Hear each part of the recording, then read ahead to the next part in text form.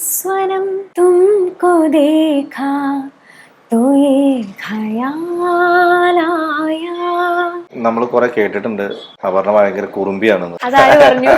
അതെങ്ങനെയായിരുന്നു കേട്ടു?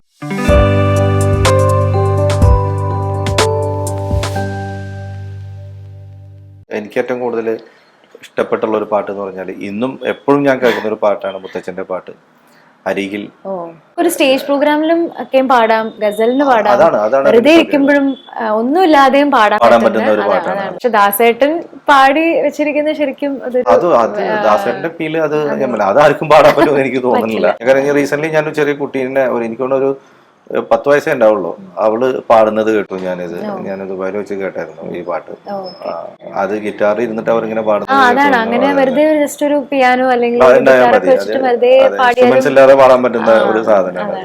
അതിന്റെ ഒരു 4 വരി ഒന്ന് പാടാം. അരികിൽ നീ ഉണ്ടായിരുന്നെങ്കിലെന്നു ഞാൻ ഒരു മാത്ര വെറുതെ നിനച്ചുപോയി, ഒരു മാത്ര വെറുതെ നിനച്ചുപോയി. അരികിൽ നീ ഉണ്ടായിരുന്നെങ്കിലെന്നു ഞാൻ ഒരു മാത്ര വെറുതെ നിനച്ചുപോയി, ഒരു മാത്ര വെറുതെ നിനച്ചുപോയി. വളരെ അർത്ഥവത്തായ ഒരു സംഭവമാണ്, എന്നാലും വളരെ സിമ്പിൾ ആയിട്ടുള്ള ഒരു ഭയങ്കര ഫീൽ കൊടുക്കുന്ന ഒരു പാട്ടാണ് ആ ഒരു പാട്ട്. ഞാൻ ഈ പറഞ്ഞ 4 പാട്ടുകൾ മാത്രമല്ല കേട്ടോ, കുറെ പാട്ടുകൾ ഉണ്ട് എനിക്ക് മനസ്സിൽ ഒരുപാട് ഇഷ്ടമുള്ള പാട്ടുകൾ. പെട്ടെന്ന് ചോദിച്ചപ്പോ പറഞ്ഞതേ ഉള്ളൂ. പിന്നെയും പിന്നെയും അങ്ങനെ ഒരുപാട് പാട്ടുകളുണ്ട്. പിന്നെയും പിന്നെ ഒരു 4 വരി പാടാം. പിന്നെയും പിന്നെയും ആരു കിനാവിന്റെ പടി കടന്നെത്തുന്ന പദനിസ്വനം, പിന്നെയും പിന്നെയും ആരോ കിനാവിന്റെ പടി കടന്നെത്തുന്ന പദനിസ്വനം, പിന്നെയും പിന്നെയും ആരോ നിലാവത്ത് പൊൻവേണൂതുന്ന മൃദുമന്ത്രണം, പിന്നെയും പിന്നെയും ആരോ ആരോ ആരോ. ഹിന്ദുസ്ഥാനി അതുപോലെ കർണാട്ടിക് സംഗീതം, ഇത് രണ്ടും ഇപ്പോഴും എങ്ങനെയാണ് അങ്ങോട്ടുള്ള ഇപ്പോഴും പഠിച്ചുകൊണ്ടിരിക്കുകയാണോ അതോ? കർണാട്ടിക് സംഗീതമാണ് ആദ്യം ഒരു 7 വയസ്സിൽ ഞാൻ തുടങ്ങി. ഓമനക്കുട്ടി ടീച്ചറായിരുന്നു ആദ്യത്തെ ഗുരു. അത് കഴിഞ്ഞ് പിന്നെ ടീച്ചർ തന്നെ ആലപ്പുഴ ശ്രീകുമാർ സാറിന്റെ അടുത്തേക്ക് ആക്കി. പിന്നെ സാറിന്റെ അടുത്താണ് കുറെ വർഷം പാട്ട് പഠിച്ചത്. പിന്നെ കല്യാണം കഴിഞ്ഞ് ഞാൻ ഡൽഹി പോയപ്പോ അവിടെയും ഒരു നല്ല ടീച്ചറെ കിട്ടി, ഹേമ ടീച്ചർ. പിന്നെ അതിന്റെ ഇടയ്ക്ക് ഹിന്ദുസ്ഥാനി സംഗീതം ഞാൻ അഭദ്ര ടീച്ചറുടെ അടുത്തും രമേശ് നാരായൺ സാറിന്റെ അടുത്ത് ഒക്കെ പഠിച്ചിരുന്നു കുറച്ച് വർഷം. പിന്നെ ഒരു ഫയസ് ഖാൻ സർ, അദ്ദേഹത്തിന്റെ അടുത്ത് ബാംഗ്ലൂർ പോയിട്ട് ഇടയ്ക്ക് പഠിച്ചിട്ടുണ്ട്. പക്ഷെ ഇപ്പൊ ഞാൻ ഹിന്ദുസ്ഥാനി സംഗീതം പഠിക്കുന്നില്ല. ഞാൻ ഗസൽസ് കേൾക്കാറുണ്ട്, അതെനിക്ക് ഇഷ്ടമുള്ളൊരു മേഖലയാണ്. ഗസൽസ് കേൾക്കാറുണ്ട്, ഗസൽസ് അവതരിപ്പിക്കാറുണ്ട് സ്റ്റേജ് പ്രോഗ്രാംസിൽ. അങ്ങനെ കർണാട്ടിക് മ്യൂസിക് ഇപ്പോഴും പഠിക്കുന്നുണ്ട്. വർക്കല ജയറാം സാറാണ് ഇപ്പോഴും പഠിച്ചുകൊണ്ടിരിക്കുകയാണ്. ബിന്നി കൃഷ്ണമാർ ചേച്ചിയുടെ അടുത്തും കൃഷ്ണമാർ സാറിന്റെ അടുത്തും ഇവർ രണ്ടുപേരുടെ അടുത്തും കുറച്ച് വർഷം പഠിച്ചിട്ടുണ്ട്. ഇപ്പോഴും അവരുടെ ഇടയ്ക്ക് ഇങ്ങനെ ഞങ്ങൾക്കൊരു വാട്സാപ്പ് ഒരു ഗ്രൂപ്പ് ഉണ്ട്, അപ്പോൾ ശിഷ്യരെല്ലാരും കൂടി ആയിട്ടുള്ള. അപ്പൊ അതിലിങ്ങനെ ചിലപ്പോൾ ഓരോ കൃതികളൊക്കെ ഇങ്ങനെ പാടി അയക്കും. അപ്പൊ നമ്മൾ അങ്ങനെ പാടി തിരിച്ച് അതൊക്കെ പഠിച്ചിട്ട് അയക്കും. അങ്ങനെ ഒരു ഗ്രൂപ്പ് ഉണ്ട്. വർക്കല ജയറാം സാറിന്റെ അടുത്ത് ഇപ്പോഴും പഠിച്ചുകൊണ്ടിരിക്കുകയാണ്. ഗസൽസ് അതുപോലെ ഭജൻസ് അങ്ങനെ ഒരുപാട് സ്റ്റേജിലൊക്കെ അവതരിപ്പിക്കുന്നത് ഞാൻ കണ്ടിട്ടുണ്ട്. അങ്ങോട്ടുള്ള ഒരു എക്സ്പീരിയൻസ് എന്താണ്? ഗസൽസ് ഞാൻ അങ്ങനെ ഒരു ഗസൽ പ്രോഗ്രാം ചെയ്യാമെന്ന് ഞാൻ അങ്ങനെ പ്ലാൻ ചെയ്ത ഒരു കാര്യമേ അല്ല. ഇപ്പൊ നേരത്തെ പറഞ്ഞ സംഗീതേട്ടൻ, സന്തോഷേട്ടൻ, അവരുടെയൊക്കെ അച്ഛൻ ശിവൻ അങ്കിള് മുത്തശ്ശനായിട്ട് ഒരുപാട് ഭയങ്കര അടുപ്പമുള്ള ഒരു ആയിരുന്നു. അപ്പോ അങ്കിളിന്റെ ഭാര്യ മരിച്ച് ഡിസംബർ 21 എന്നുള്ള ആ ഒരു ദിവസം കുറേ വർഷമായിട്ട് ഒരു പ്രോഗ്രാം അവരുടെ തന്നെ കുടുംബ വീട്ടിന്റെ അവിടെ ഒരു സ്റ്റേജൊക്കെ, വലിയൊരു പ്രോപ്പർട്ടി ഉണ്ട്. അപ്പൊ അവിടെ അങ്ങനെ സ്റ്റേജൊക്കെ കെട്ടി അങ്ങനെ വലിയ ആർട്ടിസ്റ്റൊക്കെ വന്നിട്ട് അവിടെ പ്രോഗ്രാം അവതരിപ്പിക്കും. അപ്പൊ ഞാനാണ് സ്കൂളിൽ പഠിക്കുന്ന സമയത്ത് തൊട്ട് ഞാനാണ് അതിന് പ്രേയർ ചൊല്ലാൻ പോകുന്നത് ആ ഒരു ഫംഗ്ഷന്. അപ്പൊ അങ്കിൾ ഞാൻ ഈ ഹിന്ദി പാട്ടിലൊക്കെ സ്റ്റേജിൽ പാടുന്നൊക്കെ കേട്ടിട്ടുണ്ട്. അപ്പൊ അങ്കിൾ ഒരു പ്രാവശ്യം എന്നോട് ഇങ്ങനെ പറഞ്ഞു, ഇങ്ങനെ പ്രെയർ മാത്രം അല്ല ചൊല്ലേണ്ടത്, ഇങ്ങനെ നീ ഒരു പ്രോഗ്രാം ഇവിടെ അവതരിപ്പിക്കണം എന്ന് പറഞ്ഞു. അപ്പോൾ അടുത്ത വർഷം നമുക്ക് ഗസൽ ചെയ്യാന്ന് പറഞ്ഞു. അപ്പൊ ഞാൻ പറഞ്ഞു, അയ്യോ അങ്കിൾ ഗസൽസ് എനിക്ക് ഇങ്ങനെ കേൾക്കുന്നല്ലാതെ ഞാൻ അങ്ങനെ ചെയ്ത് എനിക്ക് ഒരു പരിചയമില്ല. അപ്പൊ അങ്കിൾ പറഞ്ഞു, അല്ല അത് നീ ഹിന്ദി പാട്ടിലൊക്കെ ഞാൻ പാടിന കേട്ടിട്ടുണ്ട്, നിനക്ക് ചെയ്യാൻ പറ്റും. അപ്പൊ അങ്ങനെ അപ്പൊ ഞാൻ പറഞ്ഞു, അപ്പൊ എന്റെ മനസ്സിൽ ഭജൻ ചെയ്യാം എന്നുള്ളതായിരുന്നു എന്റെ മനസ്സിൽ.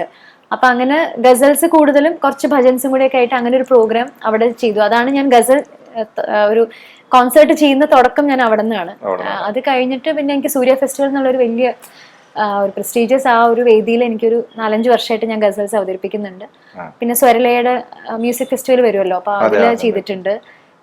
പിന്നെ നല്ല നല്ല അങ്ങനെ കുറച്ച് നല്ല വേദികളിൽ എനിക്ക് അവതരിപ്പിക്കാനുള്ള ഒരു ഭാഗ്യം കിട്ടിയിട്ടുണ്ട് ഗസൽസ്. ഗസൽസ് എനിക്ക് തോന്നുന്നു ഇപ്പൊ പുതിയ പുതിയ ന്യൂജൻസ് ആയാലും ഒരുപാട് കേൾക്കുന്നുണ്ട് ഗസൽസ്. അതെ, ഗസൽസിന് ഒരുപാട് ഒരു നല്ല ലിസണേഴ്സ് ഒരുപാട് ഉണ്ടെന്ന് തോന്നിയിട്ടുണ്ട്. സോഷ്യൽ മീഡിയയിലൊക്കെ നമ്മളിപ്പോ കുറെ നമ്മൾ അങ്ങനത്തെ കവേഴ്സ് കാണാം. ഈ യങ്സ്റ്റേഴ്സ് കുട്ടികളൊക്കെ ഇങ്ങനെ വേറൊരു ഫീലിംഗ് ആണ്, വേറെ മൂഡാണ്. നമ്മുടെ ഒരു സ്റ്റേജ് ഷോ പോലെ അല്ല, അത് വേറൊരു എൻറ്റയർലി ഡിഫറെന്റ് ആണ്. അപ്പൊ ഞങ്ങൾക്കൊക്കെ കൂടുതലും കാരണം ഈ സ്ട്രെസ്സും എല്ലാം കൂടി വരുമ്പോ എല്ലാ വീക്കിലി നമ്മളിരിക്കും, നമ്മള് ഗസൽസ് പാടും കേൾക്കും, അങ്ങനെയാണ് അവിടെ ഒക്കെ ഉള്ള ജീവിതം. അല്ല, പാട്ട് എപ്പോഴും നമുക്കൊരു അതെ അതെ റിലാക്സേഷൻ ആണ്. അപ്പൊ കൂടുതലും ജഗദീഷ് സിംഗിന്റെ ആണോ? അതെ, കൂടുതലും അങ്ങനെയില്ല. ഞാൻ ഒരു പ്രോഗ്രാമിന് എടുക്കുമ്പോ ഞാൻ എല്ലാവരുടെയും അങ്ങനെ കമ്പൈൻ ചെയ്തെടുക്കും. ഹസൻ സാബിന്റെയും ഗുലാം അലി സാബിന്റെയും ഒക്കെ എടുക്കും. അത് പറഞ്ഞപ്പോ പറയേണ്ട ഒരു വലിയൊരു കാര്യം, ഗുലാം അലി സാബിന്റെ മുമ്പിൽ എനിക്കൊരു ഗസല് പാടാൻ പറ്റി. അത് ട്രിവാൻഡ്രത്ത് അദ്ദേഹത്തെ ഓണർ ചെയ്യുന്ന ഒരു ഫംഗ്ഷൻ ഉണ്ടായിരുന്നു. മുത്തശ്ശൻ അവസാനമായിട്ട് അറ്റൻഡ് ചെയ്ത പബ്ലിക് ഫംഗ്ഷൻ ആണത്. അപ്പോ 2016 ജാനുവരിയിലായിരുന്നു അത്. അപ്പൊ അതിന് ആ ഫംഗ്ഷനില് ഞാനുണ്ടായിരുന്നു, പിന്നെ വൈക്കം വിജയലക്ഷ്മി ചേച്ചി, ഞങ്ങൾ രണ്ടുപേരും ഓരോ ഗസൽ അങ്ങനെ അവതരിപ്പിച്ചിരുന്നു ആ ഫംഗ്ഷൻ. അപ്പൊ അത് അദ്ദേഹത്തിന്റെ മുമ്പില് അതൊരു സ്വപ്നം പോലെ തോന്നുന്നൊരു കാര്യമാണ് ശരിക്കും. ഇപ്പൊ ആലോചിക്കുമ്പോഴും ശരിക്കും പാടി അങ്ങനെ നമുക്ക് ഇങ്ങനെ തോന്നും. അപ്പൊ കൂടുതലും പാടുന്ന ഒരു പാട്ട് ഗസൽസില് ഞാൻ എപ്പോഴും പരിപാടിക്ക് എപ്പോഴും ഓരോന്ന് പുതിയതെടുക്കും. ഞാൻ അങ്ങനെ റിപ്പീറ്റ് ചെയ്യുന്ന കുറവാണ് ശരിക്കും.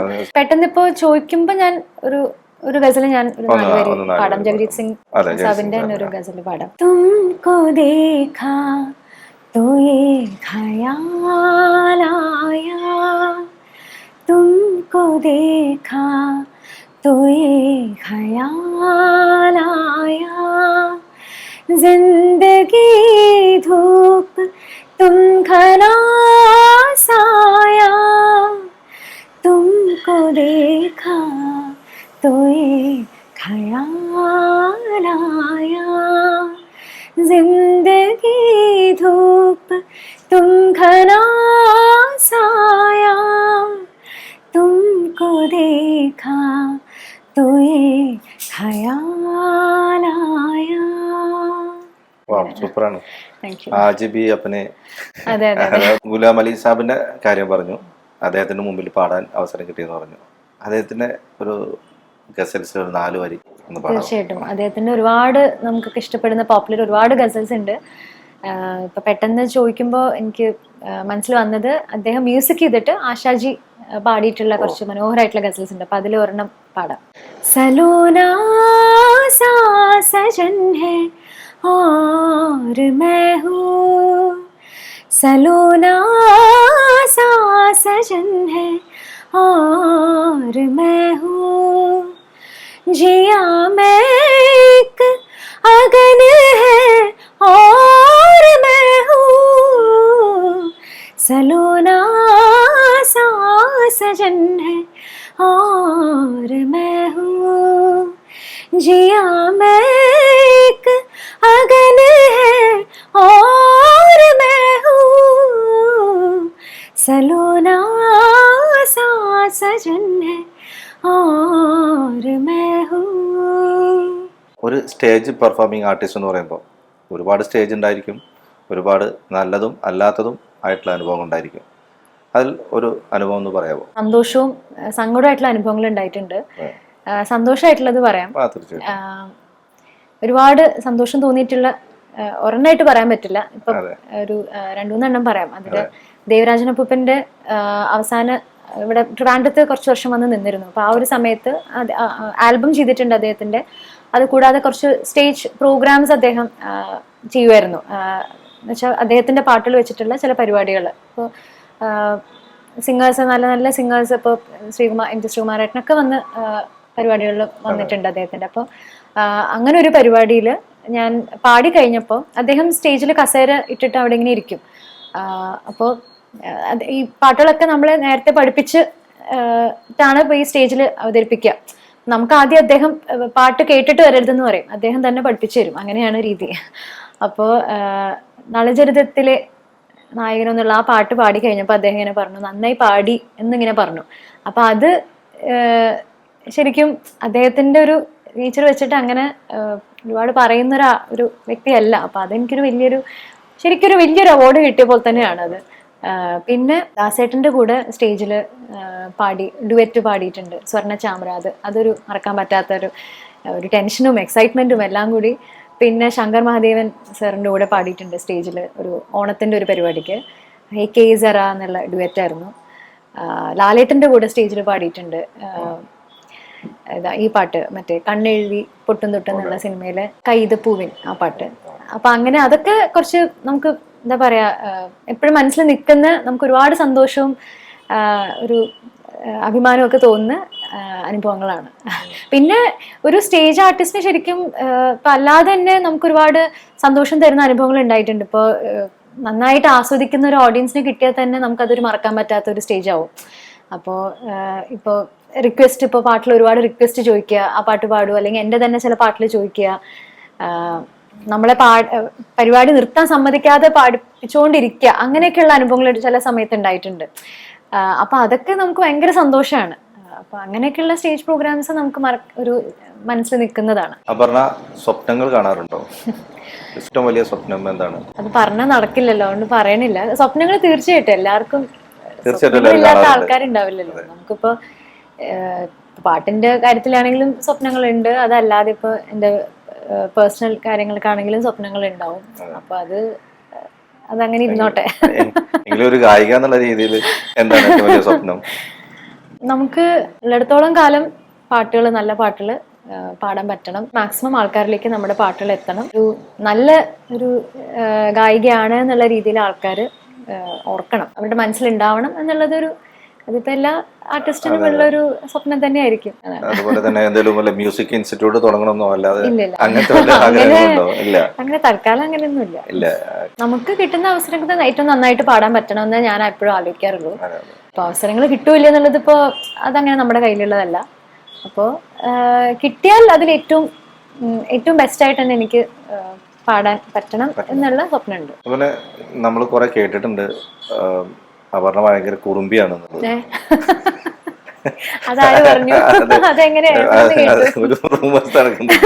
അപ്പോ ശരിയാണോ? അത് ഞാനാണോ പറയണ്ടേ, എനിക്കറിയില്ല.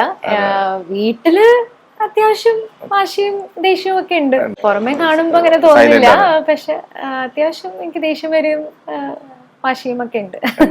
എല്ലാ വിജയങ്ങളുടെ പിന്നിലും ഒരുപാട് കഠിനമായ പ്രയത്നമുണ്ട്. അപർണയുടെ കാര്യത്തിലും അങ്ങനെ തന്നെയാണ്. എവിടെയാണ് ഒരു ടേണിംഗ് പോയിന്റ് ഉണ്ടായിട്ടുണ്ടായിരുന്നത്? എനിക്ക് തോന്നുന്നു എൻ്റെ കരിയറിലും അങ്ങനെ ഒരു ടേണിംഗ് പോയിന്റ് എന്ന് പറയുന്നത് മഞ്ജുതരശ്രീ എന്നുള്ള പാട്ട് പാടിയിട്ട് എനിക്ക് ആദ്യമായിട്ടുള്ള അവാർഡ് കിട്ടുന്നത് ആ പാട്ടിനാണ്.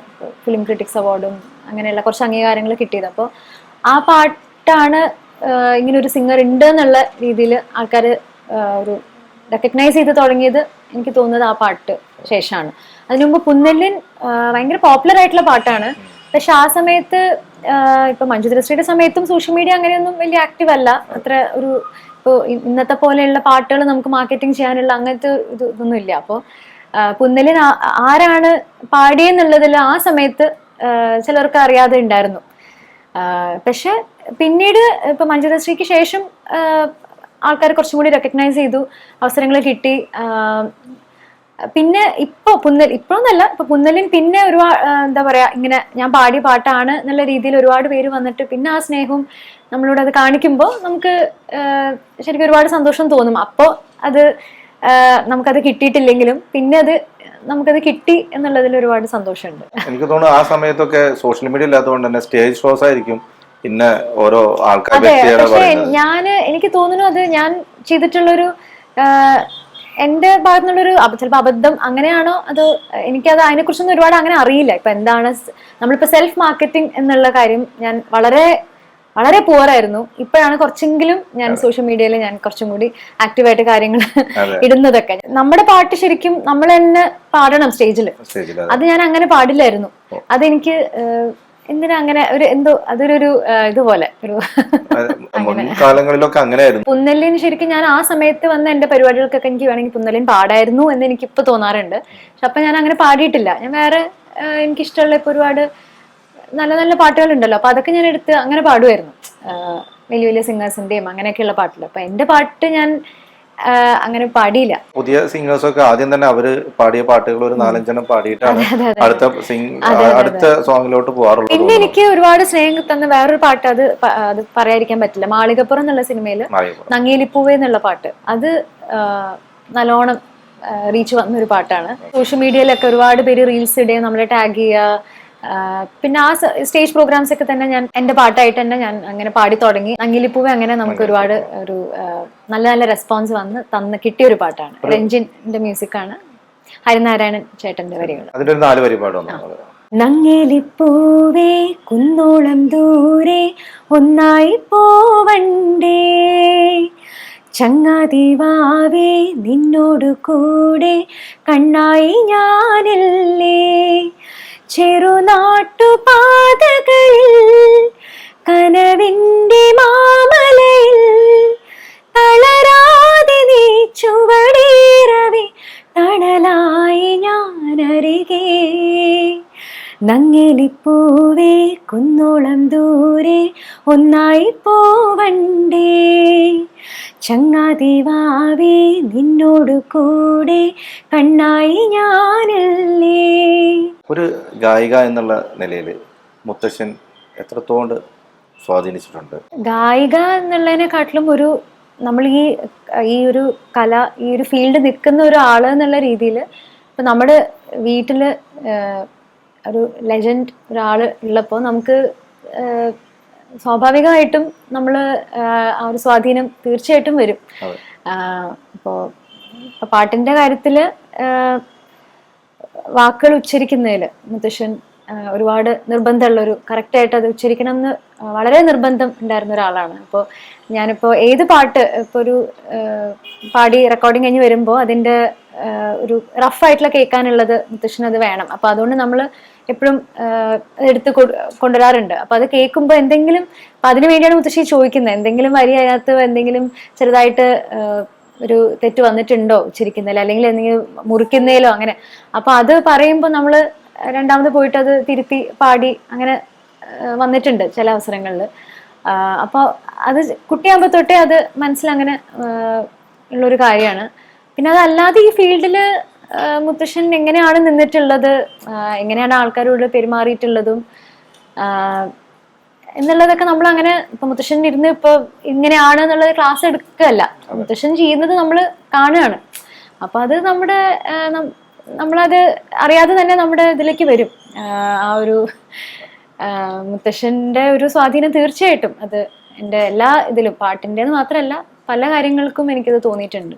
ഈ ഫീൽഡ് നിൽക്കുന്നതിൽ എനിക്ക് ഒരുപാടുണ്ട്. മുത്തശ്ശന്റെ സ്വാധീനം ഉപയോഗിച്ചിട്ട് വല്ല കൂടുതൽ പാട്ട് കിട്ടാനോ അല്ലെങ്കിൽ അവസരം ചോദിക്കാനോ എനിക്ക് തോന്നുന്നില്ല. അങ്ങനെ ഇല്ല, അങ്ങനെയാണെങ്കിൽ ഞാൻ എത്ര പാട്ട് പാടണമായിരുന്നു. ഞാനിപ്പോ ഈ ഫീൽഡില് ഇപ്പൊ ഒരു 20 വർഷമായി. പക്ഷെ ഞാനിപ്പോ പാടിയിട്ടുള്ളത് ഒരു 30 പാട്ട് പാടിയിട്ടുണ്ടാവും. അപ്പോ ആദ്യം എനിക്കിപ്പോ എൻട്രി കിട്ടിയത് അത് മുത്തശ്ശൻ പറഞ്ഞിട്ടല്ല. മുത്തശ്ശൻ ഒരിക്കലും അങ്ങനെ രാജീവ് അങ്കിളിന്റെ അടുത്ത് പറഞ്ഞിട്ടില്ല. പക്ഷെ രാജീവ് അങ്കിളിന് ഞാൻ പാടുന്ന അറിയാം. ഞാൻ ഇപ്പോൾ ആ സമയത്താണ് വോയിസ് ഓഫ് ദി വീക്ക് അല്ല, സിംഫണി എന്നുള്ള പ്രോഗ്രാമിൽ പാടിയിട്ടുണ്ട്. പിന്നെ ഗന്ധർവ സന്ധ്യ, മകരസ, അങ്ങനെയൊക്കെയുള്ള ആ ഒരു TV-യിൽ ഞാൻ കുട്ടിയാകുമ്പോൾ തൊട്ടേ വന്നിട്ടുണ്ട്. അങ്കിൾ പാട്ട് കേട്ടിട്ടുണ്ട്. അപ്പൊ അങ്കിളിന് പിന്നെ മുത്തശ്ശനോടുള്ള തീർച്ചയായിട്ടും ഒരുപാടൊരു ആരാധനയും അടുപ്പവും എല്ലാം ഉണ്ട്. അപ്പൊ ആ ഒരു ചിലപ്പോൾ ആ ഒരു സ്നേഹത്തിന്റെ അംശം എന്നോട് തോന്നിയിട്ടുണ്ടാവും. അതിപ്പോ നമുക്കൊന്നും ചെയ്യാൻ പറ്റില്ല. ആ ഒരു സ്നേഹത്തിന്റെ അംശം എന്നോട് തോന്നിയോണ്ടായിരിക്കാം ഇങ്ങനെ ഒരു അവസരം കൊടുക്കണം എന്ന് അങ്കിളിന് തോന്നിയത്. അപ്പൊ അത് അങ്ങനെ എനിക്ക് തോന്നിയിട്ടുണ്ട്. മുത്തശ്ശനോട് ഒരുപാട് സ്നേഹമുള്ള ആൾക്കാർ നമ്മളൊന്നും പറയാതെ തന്നെ വന്നിട്ട്, ചില ആൾക്കാർ, ഇപ്പൊ ഒരുപാട് പേരല്ല, ഇപ്പൊ ഒരു വിരലുണ്ടാവുന്ന ഒരു 1-2 പേരുണ്ടാവും. അങ്ങനെ വന്ന് നമുക്ക് അവസരം കിട്ടിയിട്ടുണ്ട്. അത് മുത്തശ്ശനോടുള്ള ഭയങ്കര സ്നേഹം. അത് അങ്ങനെ വേണമെങ്കിൽ പറയാം. പക്ഷെ അതല്ലാതെ മുത്തശ്ശനായിട്ട് ഇങ്ങനെ കൊച്ചുമോളെ പാടിക്കണം എന്ന് കഴിവും കൂടി നോക്കിയിട്ടാണല്ലോ ഓരോരുത്തരും അതെ തീർച്ചയായിട്ടും കഴിവും. അതെ പക്ഷെ അപ്പൊ നമുക്ക് പക്ഷെ അത് ചില സമയത്ത് എനിക്കൊരു തോന്നാറുണ്ട് ഇങ്ങനെ ചില ആൾക്കാർ അങ്ങനെ ഇതിപ്പോ ഈ ഫീൽഡിൽ ചിലപ്പോൾ ഇല്ലാത്ത ആൾക്കാരായിരിക്കാം, അല്ലെങ്കിൽ ഈ ഫീൽഡിൽ തന്നെ ഉള്ളവരായിരിക്കാം, അങ്ങനെ ചിലപ്പോൾ വിചാരിക്കും മുത്തശ്ശൻ ഉള്ളപ്പോൾ എല്ലാം എളുപ്പമാണല്ലോ എന്നുള്ള രീതിയിൽ അങ്ങനെ വിചാരിക്കുന്നവരുണ്ട്. കുറച്ചുപേരെങ്കിലും വിചാരിക്കുന്നവരുണ്ടാവും. നമുക്കിപ്പോ ഒരു നല്ല ഒരു അവസരം കിട്ടുമ്പോ അല്ലെങ്കിൽ ഒരു അവാർഡ് കിട്ടുമ്പോ ഒക്കെ ഇങ്ങനെ കുറുപ്പിന്റെ കൊച്ചുമോളാവുമ്പോ എല്ലാം അങ്ങനെ അപ്പൊ അത് നമുക്ക് സങ്കടം വരും. നമ്മുടെ ഒരു കഴിവ് എന്നുള്ളതിനെ കാണാതെ മുത്തശ്ശൻ എന്നുള്ള ഒരു കൊച്ചുമോൾ എന്നുള്ള മാത്രം ആൾക്കാർ കാണുമ്പോ അത് നമുക്ക് അങ്ങനെയല്ല വേണ്ടത്. അതെ പക്ഷെ തീർച്ചയായിട്ടും മുത്തശ്ശന്റെ കൊച്ചുമോൾ എന്നുള്ള നമുക്കൊരു ഏറ്റവും വലിയ എൻ്റെ ഒരു ബ്ലെസ്സിംഗ് ആയിട്ട് കാണുന്ന ഒരാളാണ്. ഏതെങ്കിലും പാട്ട് നമുക്ക് തന്നു കഴിഞ്ഞിട്ട് അത് പാടാതെ എനിക്ക് പറ്റാത്ത പാട്ടാന്ന് പറഞ്ഞിട്ട് നമുക്ക് മാറ്റിവെക്കാൻ ഭാഗ്യത്തിന് അങ്ങനെ വന്നിട്ടില്ല. ഇപ്പൊ സിനിമയിലോ അല്ലെങ്കിൽ ഒരു ആൽബത്തിലോ ഒരു പുതിയൊരു പാട്ട് പാടാൻ വിളിക്കുമ്പോൾ നമുക്ക് എപ്പോഴും അത് മനസ്സിൽ വരുന്ന ഒരു ടെൻഷനാണ്. ഈ പാട്ട് അവിടെ പോയിട്ടായിരിക്കും ചിലപ്പോൾ പഠിക്കുന്നത്. അപ്പൊ എനിക്കിത് ഈശ്വര പാടാൻ പറ്റണേ, നന്നായിട്ട് പാടാൻ പറ്റണേ എന്നുള്ള ഒരു ടെൻഷൻ അത് എന്റെ മനസ്സിലുണ്ടാവും. അത് തീർച്ചയായിട്ടും എനിക്ക് തോന്നുന്നത് മിക്ക സിംഗേഴ്സിനും ഉണ്ടാവുമായിരിക്കാം. എന്റെ കാര്യത്തിൽ എനിക്കത് എപ്പോഴും ഒരു ഒറിജിനൽ ഒരു പുതിയൊരു പാട്ട് പാടാൻ വിളിക്കുമ്പോൾ ഈ പാട്ട് എനിക്ക് നന്നായിട്ട് പാടാൻ പറ്റണം, എനിക്ക് പാടാൻ പറ്റുന്നതന്നെ ആയിരിക്കണം, ആ ഒരു ടെൻഷൻ ഉണ്ടാവും. ഈ സിനിമ ഫീൽഡിലോ അല്ലെങ്കിൽ ഈ നമ്മുടെ സംഗീത ഫീൽഡിൽ അപർണ ഏറ്റവും കൂടുതൽ സൗഹൃദം കാത്തു സൂക്ഷിക്കുന്ന ആളാണ്. ഈ ഫീൽഡിൽ എനിക്ക് ഒരുപാട് അടുപ്പുള്ള ആൾക്കാരുണ്ട്. പക്ഷെ അങ്ങനെ ഒരു ഫ്രണ്ട്സ് എന്നുള്ള രീതിയിലാണോ ചോദിച്ചത്? അതെ, ഫ്രണ്ട്സ് എന്നുള്ള രീതിയിൽ. ഈ ഫീൽഡിൽ ഇപ്പൊ ഞാൻ കുറെ വർഷമായിട്ടുള്ളതുകൊണ്ട് എല്ലാവരായിട്ടും നല്ല ബന്ധമുണ്ട്. അങ്ങനെ ഒരു ഭയങ്കര ഒരു ക്ലോസ് ഫ്രണ്ട്സ് എന്ന് പറയാൻ എനിക്ക് അങ്ങനെയില്ല. പക്ഷെ നമുക്ക് അടുപ്പുള്ള ആൾക്കാരുണ്ട്. അതിപ്പോ എനിക്കൊരു ഫ്രണ്ട് ആയിട്ടല്ല, നമുക്ക് റെസ്പെക്ട് ആയിട്ട് അടുപ്പുള്ള ആൾക്കാരുണ്ട്. കൂടുതലും അപർണ ഏത് ടൈപ്പ് ഓഫ് ഡ്രസ്സാണ്? എനിക്ക് കംഫർട്ടബിൾ ആയിട്ടുള്ള ഡ്രസ്സ് ഇടുക എന്നുള്ളതാണ് ഞാൻ എപ്പോഴും ചെയ്യുന്നത്. ഇപ്പൊ അതിപ്പോ ചുരിദാർ ഇടാറുണ്ട്, കുർത്തീസ് ഇടാറുണ്ട്, ജീൻസ് ഇടാറുണ്ട്, ഗൗൺ പോലത്തെ ഇപ്പൊ പ്രോഗ്രാംസിനാരെ ഞാൻ പറയണേ ഗൗൺസ് പോലെ അങ്ങനെ ഇടും. ഇപ്പൊ ലെഹങ്കയോ അങ്ങനത്തെ ഇപ്പൊ സ്കേർട്ട് അങ്ങനത്തെ ഒക്കെ ഡ്രസ്സ് ഇടാറുണ്ട്, ലോങ് ഇതുപോലത്തെ സ്കേർട്ടോ അങ്ങനത്തെ ഒക്കെ ടൈപ്പ് അങ്ങനെ. പക്ഷെ ഏറ്റവും ഞാൻ എപ്പോഴും ഇമ്പോർട്ടൻ്റ് ആയിട്ട് എനിക്ക് അതിലിടുമ്പോൾ ഞാൻ കംഫർട്ടബിൾ ആയിരിക്കണം എന്നുള്ളത് നോക്കാറുണ്ട്. ഇപ്പോൾ വേറൊരാൾ അത് ഇട്ടിട്ട് അതിപ്പോ ഭയങ്കര ട്രെൻഡിങ് ആണെന്ന് വെച്ചാൽ ഞാൻ ഇടാറില്ല. എനിക്കത് ഇട്ടാ ചേരുമോ എന്നുള്ളത് ആലോചിച്ചിട്ട് അങ്ങനെ ഇടുള്ളൂ.